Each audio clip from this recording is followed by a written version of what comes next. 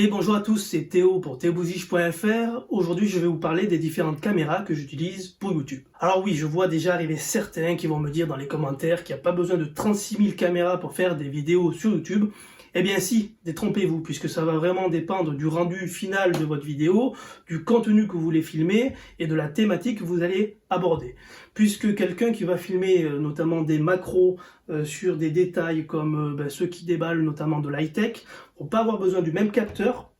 que celui qui va filmer des paysages, qui va également avoir besoin d'un grand angle, que celui qui va filmer des actions assez rapides avec notamment des caméras d'action, des caméras de sport. On va donc commencer par la première caméra, ou du moins le premier substitut de caméra. C'est une chose qu'on a pratiquement tous à côté, soit dans sa poche, soit pas loin de son bureau, c'est le smartphone. Alors il faut reconnaître que les smartphones ces derniers temps, et sur ces générations plutôt haut de gamme, il ne faut pas le cacher, sont plus ou moins des bons substituts aux caméras et peuvent dans la plupart des cas remplacer une caméra. Mais ils ont leurs limites et je vais vous en parler tout de suite. Première limite que je vois, ou plutôt que j'entends, c'est la prise de son. Alors certes, vous allez me dire encore une fois qu'il existe des accessoires complémentaires au smartphone, mais on va dire que pour être équitable, on va évaluer les micros de base, c'est-à-dire que on va prendre un smartphone nu. Et ça, il faut vraiment reconnaître que voilà, il faut un compromis, que vous preniez un iPhone 11 Pro, que vous preniez un iPhone XR, que vous preniez un Samsung, etc. C'est pas le débat. Il y a quand même ses limites. Pour illustrer mes propos, j'ai fait tout l'essai de la Mazda MX-5 de Bastien avec le XR, avec une prise de son intégralement faite au XR. Même si l'image est bonne, le son n'est pas terrible, puisque ça a été filmé en extérieur, il y avait du vent, on était assez loin, il y avait deux correspondants, donc le micro doit faire un compromis, et du coup le rendu donne ça, il faut le corriger en post-production, il faut augmenter le volume, il faut également enlever les bruits parasites, et ça, tout ça, ça influe sur la qualité du son, puisque le son, on ne cesse de vous le répéter, c'est vraiment primordial dans une vidéo, que votre vidéo soit filmée en 720p, en 1080, en 4K, si vous avez un son pourri, votre vidéo ne se regardera pas, parce que c'est insupportable. Après, on va également aborder le second point négatif sur les smartphones, c'est la stabilisation optique, ou numérique, ou logiciel, etc., ce que vous voulez.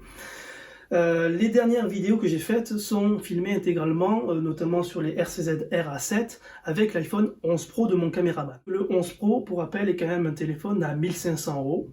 Le XR a un téléphone à 800. Et que même s'il a un stabilisateur mécanique et non numérique, le 11 Pro a ses limites et du coup il faut quand même retoucher les plans et chaque fois que vous allez toucher un plan, vous allez dégrader l'image tout simplement. Alors c'est pas mal, hein, c'est très bien pour un smartphone, il faut quand même rappeler que les optiques, que la technologie embarquée est miniature, donc c'est très bien, mais ça a quand même ses limites. Troisième et dernier point négatif que je vois sur le smartphone, c'est également tout ce qui est gestion du zoom et gestion de la faible luminosité. Parce que, encore une fois, que vous preniez un téléphone à 1500 €, un téléphone à 800, un téléphone à 500, eh bien, il y a quand même le même problème, c'est-à-dire que dans un capteur aussi petit, on ne peut pas faire tout passer, notamment de la lumière, et faible luminosité, que ce soit le 11 Pro, le XR ou autre, vous avez quand même du bruit numérique, et ça, ça demande du temps à corriger en post-production, et en plus, vous ne pouvez pas zoomer, parce que chaque fois que vous allez zoomer, je sais que le 11 Pro notamment a deux capteurs pour intervertir le zoom, mais voilà, ça c'est limite parce qu'on ne peut pas faire un zoom x20 par exemple sans dégrader l'image, puisque évidemment certains constructeurs proposent des alternatives avec un zoom numérique, mais bon, il faut savoir que chaque fois que vous allez zoomer avec le capteur de l'appareil, quand c'est pas prévu pour, ça va dégrader forcément la vidéo. Pour enchaîner, et notamment sur ce défaut qui touche également cette caméra-là que vous connaissez tous, la GoPro, la GoPro c'est pareil. La GoPro, même si vous prenez la dernière version, la 8 Black, il y a ce même problème, c'est-à-dire que il n'y a pas de zoom. Donc c'est très bien pour elle a été conçue, c'est-à-dire comme une caméra d'action, une caméra de sport. Du moment qu'elle est bien stabilisée sur une ventouse, sur des accessoires fournis par GoPro qui sont quand même assez chers aussi, ça donne un super rendu. Rendu que vous pouvez constater lors des essais automobiles en vidéo, puisque tous les plans intérieurs des voitures, tout ce qui est extérieur en mouvement ont été intégralement faits avec la GoPro. Là, c'est la Hero 7 Black. Je sais qu'ils ont sorti la 8, mais elles ont toutes, on va dire, un défaut, ces GoPro, c'est la gestion de la faible luminosité. C'est un peu le même problème qu'il y a sur les smartphones, c'est que en basse luminosité, le capteur génère du bruit numérique, et ça dégrade forcément un plan vidéo. Et on a également un problème qui a été plus ou moins corrigé sur les dernières générations des GoPro, et c'est pour cela que j'ai un peu mis de côté ma Hero 3 Plus qui servait jusqu'à présent, c'est l'autonomie. Alors l'autonomie, ça impacte pas énormément sur les smartphones puisque c'est une grosse batterie, mais sur les caméras d'action comme cela,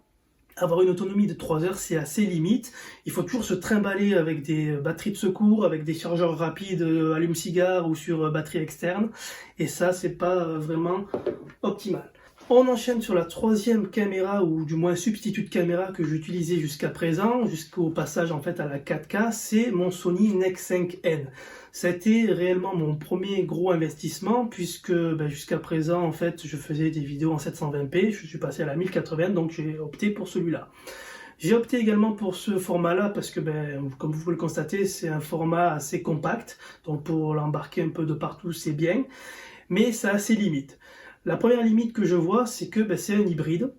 c'est-à-dire que pour faire sa fonction première d'appareil photo, c'est excellent, je l'utilise d'ailleurs encore en tant qu'appareil photo, mais en tant que caméra, ça a quand même ses limites, puisque je l'avais pris parce qu'il avait le capteur de la Nex VG20, qui est tout simplement des caméras professionnelles de Sony. Alors c'est vrai qu'un rendu vidéo, c'est excellent, mais ils ont tendance, alors je ne sais pas s'ils l'ont corrigé sur les dernières générations de Nex 7, mais ils avaient tendance à chauffer, puisque le capteur de caméra dans un boîtier aussi compact génère de la chaleur, et au bout d'un certain temps, quand vous faites des prises vidéo, le capteur, surtout en été, a tendance à chauffer, ça vous coupe puisque l'appareil se met en sécurité, et si vous faites un plan unique que vous ne pouvez pas reprendre, c'est raté. En plus, vous avez également un problème qui a été corrigé sur le Nex 7, c'est la possibilité de mettre des accessoires, puisque là vous n'avez que la possibilité de mettre des accessoires sur griffe propriétaire, c'est-à-dire soit opter pour le flash, soit opter pour un micro externe de Sony qui entre nous n'est pas non plus très terrible, et je peux pas notamment brancher de prise jack dessus pour mettre un micro par exemple cravate ou d'autres accessoires externes. En plus, je ne sais pas si la loi a changé, mais jusqu'à présent, en fait, tous les constructeurs d'appareils hybrides ou d'appareils photo qui faisaient la possibilité de filmer étaient bridés jusqu'à, je crois, 30 minutes, puisqu'au-delà de 30 minutes, en fait, il y avait une taxe supplémentaire, puisqu'ils passaient, ils étaient considérés comme caméscope, et du coup, il fallait payer une taxe, chose que Sony ne voulait pas faire, et du coup, ils avaient bloqué l'enregistrement à 30 minutes, je crois, puisque ça fait un moment que je ne l'ai pas utilisé. Et du coup, si vous faites des longues vidéos et que vous ne pouvez pas également les reprendre ou vous permettre de couper la vidéo en plein milieu, c'était assez contraignant. Après, oui, voilà, l'avantage c'est que vous avez quand même la possibilité de mettre des objectifs de différentes qualités, de différents diamètres pour faire des zooms, etc. Donc ça, c'était très bien.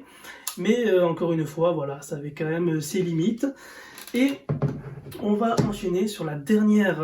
caméra que j'ai achetée, et cette fois-ci c'est une vraie caméra, enfin du moins un caméscope, c'est la Sony AX53. Alors je sais qu'il existe la AX33 qui est un brin moins cher, mais le zoom optique n'était que de 10 fois, alors que sur celle-là c'est du 20 fois. Sur celle-là, on a l'avantage de pouvoir zoomer, du coup, comme on disait précédemment sur les autres accessoires que je vous ai présentés, en fait, on peut zoomer. On a quand même une prise de son qui est meilleure, même si je vous ferai le test dès que je l'aurai reçu des micros externes qu'on peut greffer sur les caméras pour avoir un meilleur son. Mais voilà, le son déjà est meilleur, la stabilisation optique, quand vous voyez déjà la taille du capteur, voilà, il n'y a pas photo. Vous pouvez également retourner l'écran pour voir ce que vous filmez en direct, alors chose qu'on peut faire également avec un smartphone ou une GoPro, mais c'est pas forcément natif. On a également tout ce qui est gestion du son, aussi bien en prise qu'en retour. On a donc une prise jack qui va nous permettre de brancher des micros externes. On a également une prise casque pour écouter ce qu'on filme en direct. Bref, c'est une caméra que j'ai achetée pour mon anniversaire, le 13 mars, que je n'avais pas forcément acheté au départ pour vous filmer la dernière vidéo que j'ai faite pour tester cette caméra justement, où on démarre les tracteurs, mais je l'avais acheté initialement pour vous tourner les essais automobiles. Chose qui ne s'est pas encore fait puisque, comme vous le savez, actuellement on est en confinement, et je vous répéterai encore une fois de rester chez vous si c'est pas forcément nécessaire de sortir. Bref, voilà pourquoi j'ai toutes ces caméras, voilà pourquoi il faut tous ces accessoires pour différentes vidéos, différents formats, différents thèmes. Si cette vidéo vous a plu, je vous invite à, et je vous le dis pas souvent, mais à la liker, à vous abonner, puisque j'ai remarqué que, en regardant les stats de YouTube, vous êtes quand même la moitié à ne pas être abonné, donc les abonnés, ça permet de faire grossir une chaîne, mais également d'être plus crédible quand je vais aller voir les concessions pour me faire prêter des véhicules ou pour avoir des accessoires complémentaires que je pourrais vous tester. Sur ce, je vous laisse, prenez soin de vous et à la prochaine.